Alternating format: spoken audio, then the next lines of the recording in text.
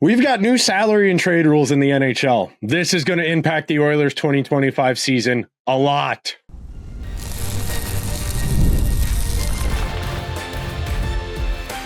You are Locked On Oilers, your daily podcast on the Edmonton Oilers, part of the Locked On Podcast Network, your team every day. Hello, everyone, and welcome to this Friday edition of Locked On Oilers. I am your host, Nick Zararis. This upcoming fall will be my 10th season doing digital hockey content, my 4th with the Locked On Podcast Network, and I am so grateful to everyone that is making Locked On Oilers their first listen of the day. Locked On Oilers is a part of the Locked On Podcast Network, and we've got your team covered every single day. On today's show, we are going to be breaking down how the new CBA rules agreed to that are being fast-tracked for this upcoming season are going to impact the 2025-2026 NHL season, and particularly for our Edmonton Oilers. Our opening segment, we will talk about what it means for a salary cap to be implemented for the postseason, what that means for teams as far as the trade deadline goes. And speaking of the trade deadline, in our second segment, we will talk about what no more double salary retention in trades means come the deadline. In our final segment, we will talk about what this means for the Oilers in execution, how this alters their plan, how it might alter their timeline, and a whole lot more. So to start things out, I always like to provide historical context. NHL players do not get paid out of their NHL salary during the course of the postseason. They get paid for the 6 months, September, October, November, December, January, February, March. They get paid for the 7.5 months that we have a regular season. Then, once the postseason starts, there is a postseason pool of money that goes out. The further you go, the more money that gets doled out. And that's where you get the very nice moments where guys will vote to give support staff, coaching staff, auxiliary people extra money because the players know they don't need it. And historically, that's been the reason we don't have a salary cap in the NHL playoffs. That's involved all types of chicanery. The Blackhawks in 2015 with Patrick Kane, the Tampa Bay Lightning with Nikita Kucherov in 2021, where he sat out the whole regular season. Yes, it was a truncated 56-game season, but he came back that first game. The Vegas Golden Knights did this in 2023 with Mark Stone. This past year, the Florida Panthers did this with Brad Marchand and Matthew Tkachuk. And look, I have been very adamant and very okay and very transparent. I don't mind this loophole. I think that if you can afford to not play a guy in the regular season because your team is good enough to mitigate that offsetting loss of production, and you don't want to rush a guy back from injury, you want to give him time to heal, I have no problem with that. I have long been of the opinion that this mechanism is in the CBA for a reason. You, as general manager, have an obligation to use all of the tools at your disposal. The Oilers did this past year with Evander Kane, where he didn't play in the regular season at all and suited up in the postseason. So I do think providing that historical context matters, and I do think we should talk about what this means big picture. And look, I don't particularly care. I think anybody who is particularly upset about this is someone who's upset their team didn't take advantage of it. And that's where I come at this from this. The Oilers have done this in years past as well, but I fundamentally think that as long as everybody has access to the same rules, it's okay. And look, this is a more uniform way of doing it. The NHL is going to require teams to only dress 20 skaters on game night. That means your 18 skaters, your 2 goalies, and that 20 players needs to be cap compliant. Those 20 guys have to be under whatever the cap ceiling is for that given season, the same way it would be for a regular season game. So what does that look like in practice? Well, the Florida Panthers last year had over $100 million in player salaries on the books for the postseason, of course, because they didn't have a salary cap in the postseason. It didn't matter. They were $12 million over. The Tampa Bay Lightning were a $100 million hockey team the second time they won the Stanley Cup. And it did not matter. They were almost $20 million over the salary cap because Nikita Kucherov sat out during the regular season and then got to the postseason. And then once he got there, he was able to play and play at a very high level. And this might seem like overcompensating. And to some degree, I think it is. I think the NHL looked at the way the Panthers were so dominant last year. I think the NHL is very cognizant of perceptions that it takes it easy on certain franchises. And I don't necessarily agree with that characterization. I think we all, and I can put my hand up and say I definitely have been skeptical of long-term injured reserve utilization from teams across the board. We all kind of point at the Vegas Golden Knights, and once we get to about February, we wait for Mark Stone's annual trip to the LTIR so they can make a move at the deadline and then bring Mark Stone back once the postseason starts. I think the harping on this was very silly, and I get it. Look, this way, there's no ambiguity. There's no ifs, ands, or buts. And when everybody's on an equal playing field, there's less to complain about. And as I've long said, if it was really a problem, it would be gotten rid of. And the owners and the players have agreed to get rid of this mechanism. And I think a salary cap is inherently anti-player. I think having a salary cap in the postseason is going to hurt these teams a little bit more than they think. And I think it's going to require significantly more diligent roster management. What do I mean by that? I mean, you can't get away with the same old stuff now.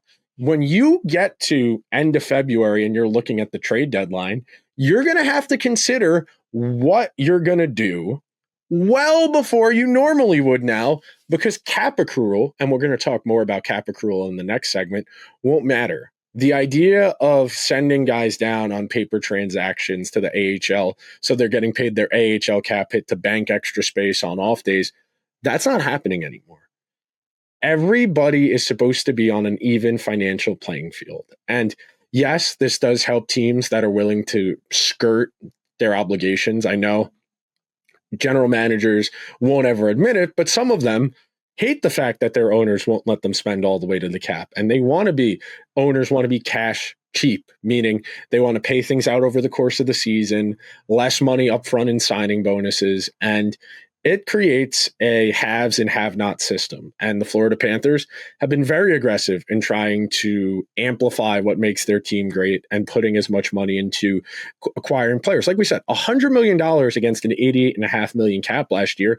That is a significant overture. You know, Matthew Tkachuk is one of the best players in the NHL, and being able to effectively sit him out March and April, and then bring him back the middle of April in the postseason. He scores a goal that first game back. Everybody kind of shrugs their shoulders and giggles to themselves, makes a cap circumvention joke. And it never really rose to where I feel there's real problems. You know, of all of the issues I have with the way the NHL adjudicates fairness, I don't particularly think salary cap manipulation through LTIR is in my top 5 to 10 concerns. And look, the Oilers always being a cap ceiling team maybe influences my opinion of this. I know the Oilers are more than happy to do this at times. They did this with Evander Kane.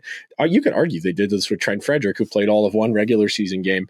And then ultimately the Oilers were a smidge over last year's salary cap as well, once you factor in Evander Kane coming back, the Jake Wallman trade, and including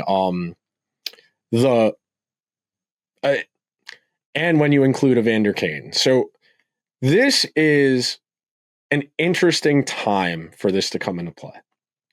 Do I think this is solely targeted at trying to prevent the Panthers from going for a three-peat? No. Do I think it's a factor? A little bit. I do think it's a small consideration, and we can all be skeptical. We can all be cynical. I try to lean towards skeptical. Do I think every NHL team uses the LTIR mechanism? Honestly, no, of course not. But I do think that within the rules we had established, it was fine. It was an advantage, sure, but it wasn't unfair. If every team had access to it, it was not unfair. But now, no more excuses. Everybody's got an even playing field. And speaking of even playing fields, coming up next on Locked On Oilers, we're going to talk about what no more double salary retention in trades means for the trade market coming up next. The NFL season kicked off last night. Tonight, we got Chargers and Chiefs down in Brazil, and FanDuel is making sure you're ready for the action with a can't-miss offer. Right now, new FanDuel customers can bet just $5, and if your bet wins, you'll get $300 in bonus bets to use on the FanDuel app. I love using FanDuel because it makes however you want to get in on the action easy. If you want to bet before kickoff, if you want to hit a live bet, or if you want to cook up a same-game parlay with your friends, FanDuel has you covered. FanDuel is quick, easy, and the best way to add a little bit of juice to your football watching. So, FanDuel has one question. Are you ready? Download the FanDuel app now or visit FanDuel.com to get started. That's FanDuel.com to place your first $5 bet for your chance at $300 in bonus bets. Thank you to everyone who is hanging out on this Friday edition of Locked On Oilers as we talk about what new CBA mechanisms mean for the NHL at large and for the Edmonton Oilers. So, the next step in this process, and again, this is a tool the Oilers and many teams across the NHL have used, the NHL has decided there will be no more double salary retention trades. So every NHL team is allowed to retain salary on 3 contracts it trades. Those slots have a premium value. You're allowed to retain up to 50% of that contract when you trade away a player. However many years are remaining on that contract, you can retain up to half of it for the remaining duration of the contract.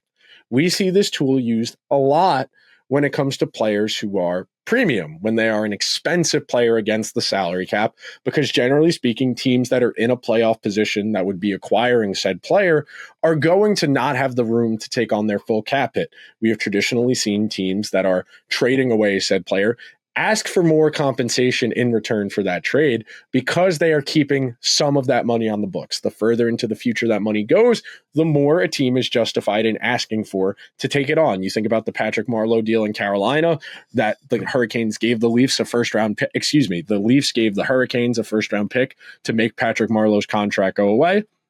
And that's because cap space was valuable. In a depressed market, when there is less money in circulation, things become more expensive. The less currency there is, the longer it goes. That means when there's less money in circulation, it is worth more. Because it's worth more, guys are a little less inclined to move about. They're a little bit more gun shy about transactions, about shorter contracts.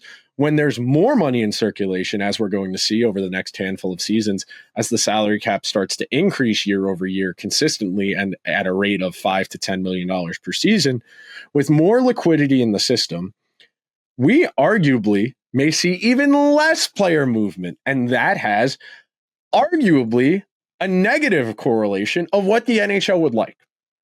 The NHL is trying to take a year off of the maximum contract duration, where it can only be 7 years as opposed to 8 for a player who is signing with the team that currently holds their rights.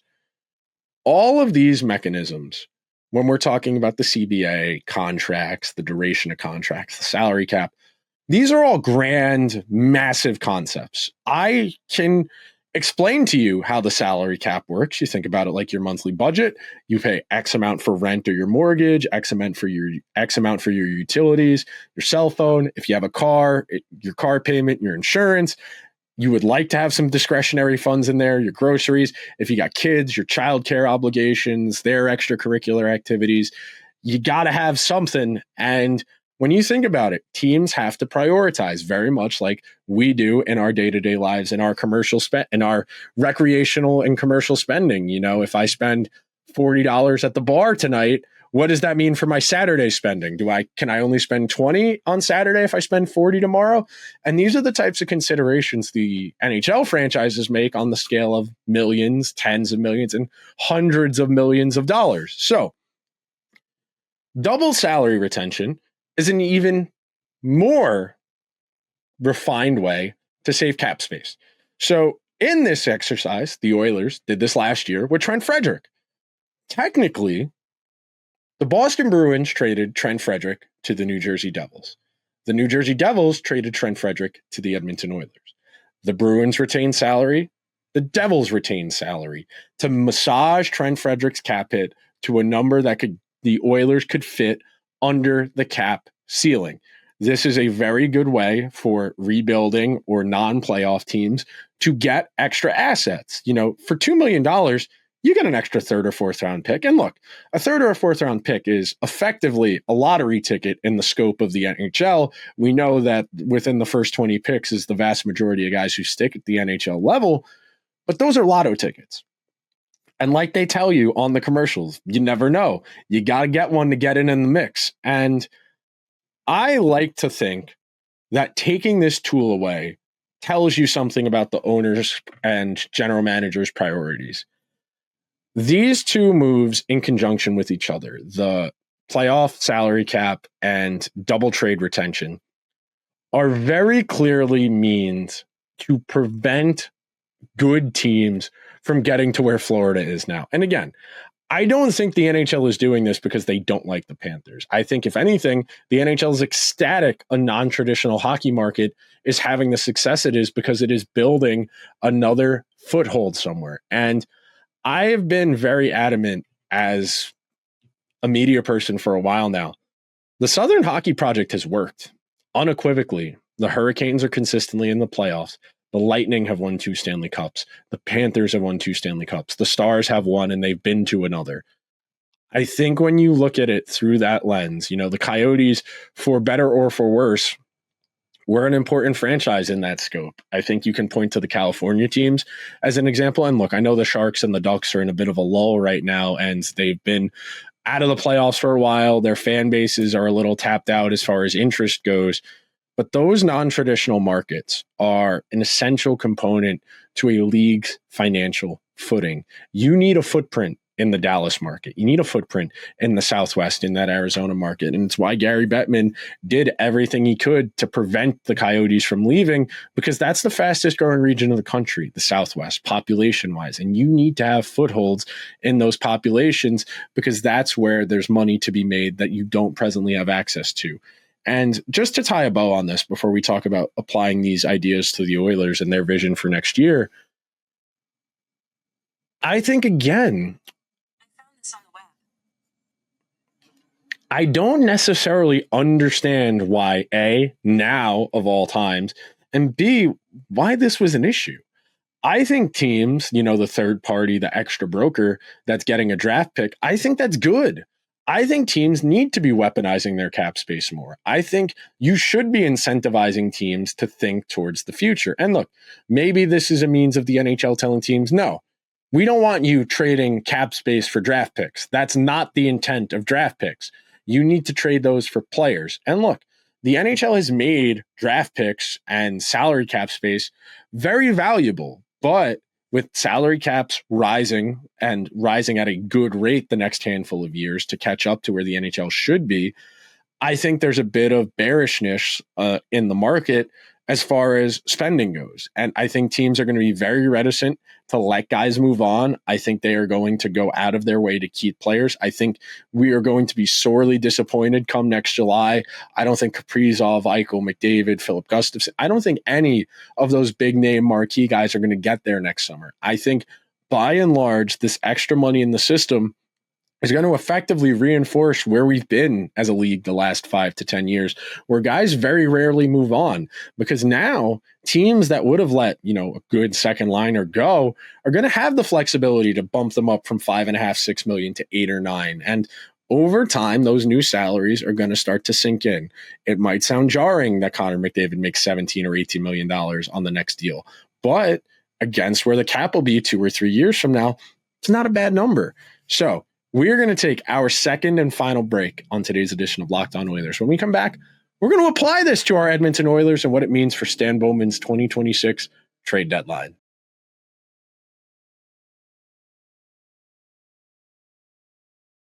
Thank you to everyone who is hanging out on this Friday edition of Locked On Oilers ahead of the weekend. Cannot wait. Big plans. I for one, am so happy the NFL's back. It's a nice getting your mind around fall coming. And we still got a few weeks till seasonal fall in the middle of September. Got about a month till the NHL season starts. The first games are October 7th. When you think about the Oilers and their ambitions, the Oilers shed a lot of salary. You trade Evander Kane, Victor Arvidsson, you lose Connor Brown, you lose Corey Perry. You have to start prioritizing. We were talking about it before in the concept of your monthly budget, what you can spend based on what you make. And the Oilers are expected to make something happen. I think everybody expects the Oilers to be one of the last 8 at minimum teams standing. They're supposed to get to at least the second round. Once you get to the second round, then it starts to become a little more coin flippy. I think for the Oilers to maximize their possibilities, they're going to need to make some transactions. But now, with these new rules where the salary cap is going to be implemented for the postseason and no double trade retention, your cap space is going to be of the utmost importance. Now, you can't do the extra banking of cap space, like I had said in that first segment. There's no cap accrual. You're not going to be prorating these salaries for the final 10 games of the regular season, and then it doesn't matter anymore. No. With salary cap accrual going away, because you have a cap roster in the postseason, it's going to force teams to be a lot more judicious in their trade deadline moves. Without the luxury of getting a second team to retain some more salary and getting that number down to upwards of 25% of what they could have, it puts you in a real bind. The Oilers are a team that in an ideal world would like to add a significant player who makes at least $5 or $6 million. But now, being that they are pretty much against the cap ceiling, the Oilers would need to subtract from their roster if they wanted to add somebody of note. And Adam Henrique already told them no. Darnell Nurse says he didn't say this, but we can assume Darnell Nurse told the Oilers no. So how do the Oilers improve their roster if they need to be under that cap ceiling of $95.5 million? They have the only guys of value that they could move are locked up with no trade protections or no movement protections. So what that means is, A, teams are not incentivized to wait as long to make trades, because generally speaking, the reason teams have waited up until, 3:50 at a 4:00 deadline is that they are the teams that need as much cap space as they possibly can. They are accruing it every day, and that continues to accumulate. It continues to accumulate. So that way, when you pay the pro-rated salary for the final 15 games or so of the regular season, you're going to be cap compliant. But because now it has to be for the playoff roster, it's going to put you in a position where you can make a trade earlier because teams won't need to wait as long to accrue space. I think without that and without the second team retaining, I think it's going to be harder than ever to make trades. And it's already hard enough in the NHL to make trades happen. I think a team like the Oilers, and this is generally speaking, teams go into the season having an idea of what they need. Last year, first day of the season, we were talking about, well, they need another defenseman. And it was obvious. They went into the season last year with Ty Emberson and Travis Dermott and Brett Kulak and Josh Brown, Troy Stetcher, and they didn't feel great about any of those guys. And we'd identified, okay, they're going to go out and get a defenseman. It's probably going to be right around the deadline. They got Jake Wallman, and he fits very nicely. I think Jake Wallman is going to be an important Edmonton Oiler going forward. I can make an argument he might even be the Matthias Ekholm replacement, not just on the first pair, but on the penalty kill, and somebody who the Oilers are going to come to depend on a lot in the next phase of this McDavid, Draisaitl, Evan Bouchard window. So I'm okay with that. But now, when teams start their pro scouting, November, December, that's generally when teams are going to put together their list of guys. So the way it works when we're talking about a trade deadline, obviously teams are aware of who's good, who isn't. But they like to send their scouts out on assignments. And at the start of the year, it's just, we're looking for skill sets. We're trying to identify puck-moving defensemen, forecheckers, maybe a backup goalie. And those assignments go out early in the year. Then December or so, teams will have their first real meetings. They'll start to identify candidates who fit those archetypes. Then, based on those candidates, scouts will be sent out on assignment to scout specific players to see if they fit what the team thinks they can do. And again, a lot of this is subjective. It's a scout's opinion. two people can watch the exact same play and have very different takeaways because their emphasis is something different. I'm looking at a guy skating. Somebody else might be looking at his posture when he skates. There are so many nuances to a player's evaluation that the more eyes you get, the more you get to watch a guy in person, the better understanding you have. And that's why it's so important you get these taken care of. That's why it's so important that you get your pre-scouting early, that you get your working list for the trade deadline as early as you possibly can to put yourself in a position where you have a good list to work from. And again, this is not a science. Targeting guys at the trade deadline is very much an art. There is no right or wrong way to do this, but now you have fewer tools in the toolbox. Without that double retention, without the ability to accrue cap space and then not have a cap in the postseason, you're really going to have to nail down your playoff lineup, and every last dollar is going to be valuable. With that in mind, you have to be a little more prudent about moving salary out when you can. And that's what I mean as far as it being a bit of a depressed market, even though there's more liquidity. Because there's more money out there, teams' money is worth less. Because their money is worth less, guys are going to end up getting more in the open market. But at the same time, because there's less cap space to go around, because of the double retentions, those are kind of working as counterbalances on each other. The idea that the cap's going to keep going up and that's going to keep rising player salaries to meet those rising revenues, to meet demand. But at the same time, we're saying, well, we're going to refine that a little bit. You don't just get to go to a team at the trade deadline for 1/4 of your regular season salary. And then once the playoffs start, you're going to get to break a guy out who hasn't played since February because they're dealing with a pretty major injury. Now, teams don't get to manipulate LTIR as much. They don't get to get double salary retention. And it's going to force general managers to be better about using the salary cap to its fullest extent. We spent a lot of yesterday's show talking about the difference between a $6 million goalie and a $3 million goalie. Well, can the Oilers even come up with $3 million now that they can't get that $3 million retained down to 1.5 and then half of 1.5? You can't get that down to $750 now. That's the challenge. This is going to require some adjustment. Some GMs are better at certain components. Some are good at drafting. Some are good at maximizing the cap. Some are good at pro scouting. But with all of that said, we're going to go into this weekend. We are going to start talking about actual hockey next week. We're going to start previewing the 2025-2026 season. I can't wait to get there. We're about a month away from the start of the season. I hope you guys are along for the ride. Be sure to subscribe to Locked On Oilers wherever you get your podcasts. If you're listening on Apple or Spotify, please throw the show a 5-star review as we start to ramp up. It'll help more people find the show. If you're over on YouTube, hit that subscribe button. We're over 2,500 subs. Could not be happier to have all you guys along for the ride. It's a really nice feeling to have tripled the subscriber count of the channel since I started back in April of 2024. So I just really want to say thank you. And I will talk to you guys on Monday. Everyone have a safe and fun weekend. See you guys then. And until then, let's go Oilers.